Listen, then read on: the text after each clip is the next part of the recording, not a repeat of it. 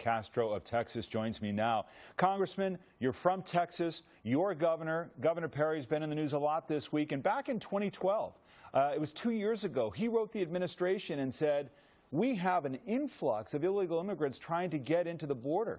Why didn't the administration do a better job of heading this off before it got to this point? The fact is, David, that the administration has been trying to work with Congress to pass an immigration reform bill for over 2 years. And so it's been folks in Congress, and specifically in the House of Representatives, who've not moved forward on a bill that would have helped us prevent some of the things we're seeing on the border now. Well, but you've got Democrats saying now additional money, changes to the law is not what they want. There are Democrats who are feeling pressure from immigration reform folks on the left saying you can't deport these people. That is not the humane thing to do.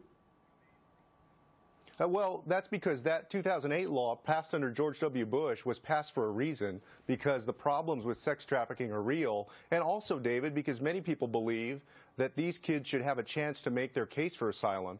So I think we've got to be careful when we consider completely doing away with that law. So you don't support what the president is saying here, which is the majority of even the children need to be deported? Well, I think those are the decisions for an immigration judge to make, not for the president or myself or any member of Congress. That's the decision that the judge will make. But the point is that these folks need to be given a chance to go to court and argue their case. And I think it also raises the question of who we consider to be a refugee in America in the 21st century. And that's a very tough question for us, and it tugs at our conscience. In less than a minute here, even Democrats have said this is a Katrina moment for President Obama, that it has not been handled well, wasn't anticipated well, has not been handled competently. Do you agree? No.